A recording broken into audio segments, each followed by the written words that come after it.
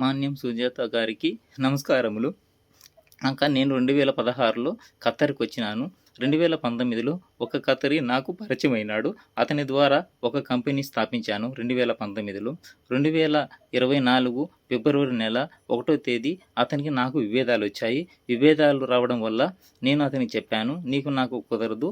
5 లక్షల రియాలు నువ్వు తీసుకున్నావు కదా, 5 లక్షల రియాలు నా డబ్బులు, నా బండి నాకు ఇచ్చేసి నేను వేరే ఖత్తరీని చూసుకొని నేను అక్కడ పని చేసుకుంటానన్నాడు.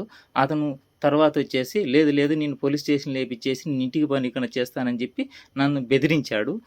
బెదిరించడం వల్ల నేను భయపడేసి 4వ తేదీ 2వ నెల 2024లో నేను పబ్లిక్ ప్రాసిక్యూషన్లో అతని మీద నేను కేసు వేశాను కోర్టుకు. ఆ కోర్టు పరిష్కరించేసి తరువాత నాకు విజయాన్ని సాధించాను. తరువాత అతను ఇంకో కేసు వేశాడు. అట్లా 4 కోర్టుల్లో గడక నేను విజయాన్ని సాధించాను. తరువాత విజయాన్ని సాధించిన తర్వాత అతను నా పైన ట్రావెల్ బ్యాన్ చేశాడు, నేను ఇండియాకు పోకుండా. తర్వాత అకామా చేంజ్ కోసము నేను లేబర్ కోర్టుకి వెళ్ళాను. అక్కడ లేబర్ కోర్టు చేంజ్ ఇస్తే ఇతను అల్లతూర్ క్యాన్సిల్ చేస్తున్నాడు. తరువాత వేరే కంపెనీలకి పోనీకుండా చేస్తున్నాడు, ఇంటికి రానికుండా ట్రావెల్ బ్యాన్ చేశాడు. ఆ డబ్బుల విషయానికి కోర్టుకు వేసినానని 2024 5వ తేదీ ఫిబ్రవరి నెలలో అతన్ని ఫోన్ చేసి, నువ్వు నా మీద కోర్టుకి వేస్తావా, నువ్వు ఇండియా వాడివి, కత్రోడ్ మీద నువ్వు కోర్టుకి వేస్తావా, నీకంత ధైర్యమా, నిన్ను ఇంటి ప్రాణాలతో వదలను, ఇంటికి పంపిను, జైల్లోనే పెడతానని చెప్పి నన్ను బెదిరించాడు. దేవుడి దయ వల్ల ఇప్పుడు దాకా 4 కోర్టుల్లో విజయాన్ని సాధించాను. విజయాన్ని సాధించిన తర్వాత నేను ఇంటికి వెళ్ళాలని మన ఇండియా ఎంబసీ రాయబారి కార్యాలయానికి 3-4 సార్లు వెళ్ళాను. సార్, ఇది నా పరిస్థితి సార్, ఇతను 5 లక్షల రియాలు తీసుకొని నన్ను ఇబ్బందులు పెట్టేసి నన్ను ఇటు కేసులు పెడుతూ ఇటు కోర్టులకు వేస్తున్నాడు. కానీ ఇక 4 కోర్టుల్లో విజయాన్ని సాధించాను సార్, మీరు ఎంబసీ ద్వారా పరిష్కరించేసి నన్ను ఇండియాకు పంపించండి సార్ అని చెప్పి నేను ఇండియా ఎంబసీకి 4 సార్లు వెళ్ళాను. అక్కడ వాళ్ళు ఏం రెస్పాన్స్ లేదు.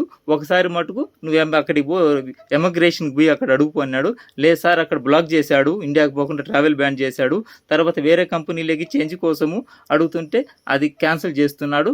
నా పరిస్థితి బాగలేదని చెప్పేసి నేను వేడుకొని ఎంబసీ వాళ్ళను 4 సార్లు కొన్నాను. అక్కడ లాభం లేదు. తర్వాత హ్యూమన్ రైట్స్ వారికి, మానవ హక్కుల చట్టానికి అక్కడ 4-5 సార్లు పోయి విన్నవించుకున్నాను. ఇట్టిట్ అయింది నా పరిస్థితి.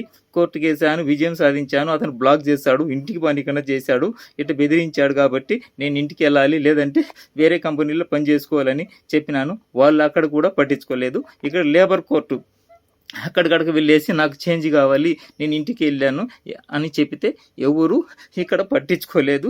నా తప్పు ఏమీ లేదు అని 4 కోర్టులో కూడా విజయాన్ని సాధించాను. తర్వాత అతను కక్షపూర్వకంగా నన్ను జైల్లో పెట్టి ఇది చేయాలని ఉన్నాడు. నాకు ప్రాణహాని ఉంది, అతను ఏమైనా కానీ చేయగలడు. నన్ను దయచేసి మన ముఖ్యమంత్రి నారా చంద్రబాబు నాయుడు కానీ, డిప్యూటీ సీఎం పవన్ కళ్యాణ్ కానీ, తర్వాత లోకేష్ అన్న కానీ ఈ వీడియోని చూసి నన్ను ఇండియాకి రప్పించే మార్గం చూడండి. ఇప్పుడు ఫైనల్ మళ్ళా ఒక కేసు తర్వాత ఒక కేసు వేస్తూనే ఉన్నాడు. తర్వాత ఇప్పుడు మళ్ళీ ఒకటి క్రిమినల్ కేసు వేశాడు. క్రిమినల్ కేసు వేసి నేను బండి తీసుకొని పారిపోయినానని వేశాడు. దానికి వచ్చేసి ఇప్పుడు కోర్టు ప్రజెంట్ వచ్చేసి 6 నెలలు జైలు, 10,000 ఫైన్ అని చెప్పింది. దానికి నేను మళ్ళీ అప్పీల్ చేశాను. నా పరిస్థితి ఇక్కడ సరిలేదు. అతను ఒకటి పోతే ఒకటి కేసు వేస్తూనే ఉన్నాడు. నన్ను 1 సంవత్సరం 3 నెలల నుంచి ఇప్పుడు ప్రజెంట్ నేను కోర్టుకు డబ్బులు గడక పెట్టుకోలేకుండా నా దగ్గర లేవు. తిండికి రూముకు గడక ఇబ్బందిగా ఉండాలి. నీ ఇండియా ఎంబసీ ద్వారా మీరు పరిష్కరించి చేయాలని కోరుచున్నాను. ఈ వీడియో పవన్ అన్న కానీ, చంద్రబాబు నాయుడు కానీ, నా లోకేష్ కానీ చూసి నన్ను ఇంటికి పంపించాలని కోరుకుంటున్నాను.